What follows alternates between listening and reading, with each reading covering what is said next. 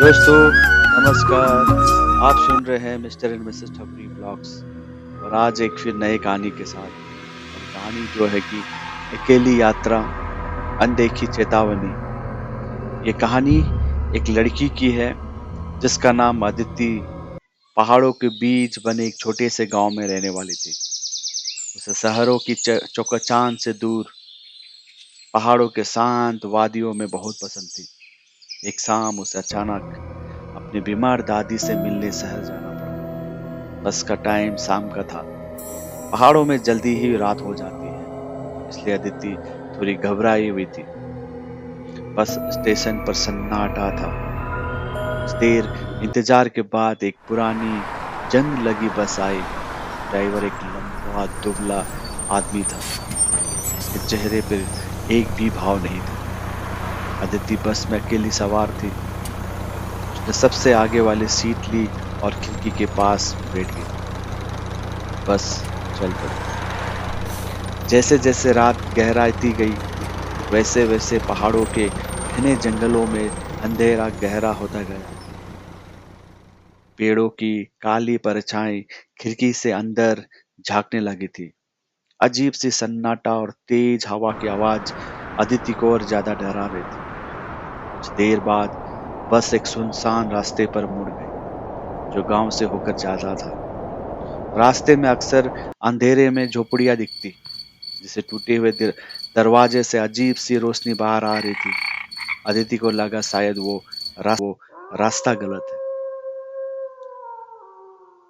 तभी अचानक बस रुक गई। ड्राइवर ने पीछे मुड़ के भी नहीं देखा और कहा, कुछ देर रुकना पड़ेगा, गाड़ी खराब हो गई है। अदिति घबरा गई। उसने पूछा, यहाँ कहाँ रुके हैं? आसपास तो कोई गांव भी नहीं है।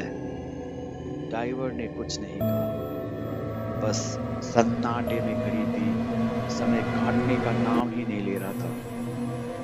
अदिति डर के मारे कांप रही थी।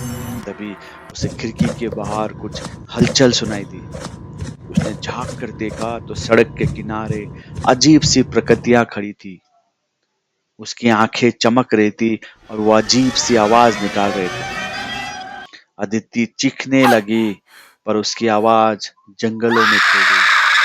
अचानक बस का दरवाजा खुल गया। अदिति जोर जोर से चिल्ला रही थी पर कोई उसकी मदद करने वाला नहीं था। अचानक अदिति की आंख खुल गई। वो अपने बिस्तर पर बैठी हुई थी, पसीने से तर-बतर थी। बाहर सुबह की रोशनी आ रही थी।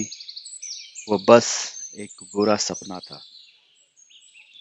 अदिति ने राहत की सांस ली पर उसे अभी भी उस रात के सफर का खौफ सता रहा। वो उठी और खिड़की के पास गई। नीचे सड़क पर वही पुरानी बस खड़ी थी जिसे उसने सपनों में देखा था। बस का दरवाजा खुला था और ड्राइवर कहीं भी नहीं था। अदिति की चीख निकल गई। शायद वो सपना नहीं बल्कि एक भयंकर चेतावनी थी। अदिति दौड़ कर अपने माता पिता के कमरे में गई। उसने उन्हें रात का सपना बताया और सुबह खिड़की से देखी बस के बारे में भी बताया। उनके माता पिता पहले तो उसे शांत कराने लगे, ये कहकर कि ये सिर्फ एक बुरा सपना था, पर अदिति जिद करती रही। मजबूरन होकर उनके पिता नीचे गए और सड़क पर खड़ी बस को देखने गए। कुछ देर बाद वो वापस आए। उनके चेहरों पर परेशानी के भाव थे। उन्होंने अदिति को बताया कि वहां कोई बस नहीं खड़ी है।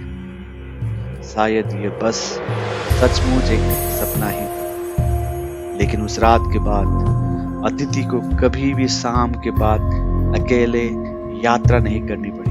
और जब भी उसे देर रात सड़क पर कोई अजीब सी आवाज सुनाई देती थी तो उसे उस खौफनाक सपने की याद आ जाती। शायद वो सपना था या शायद एक ऐसी भयंकर चेतावनी जिसे उसने अनदेखा कर दिया था। दोस्तों बहुत बहुत शुक्रिया साथ जुड़ते रहने के लिए।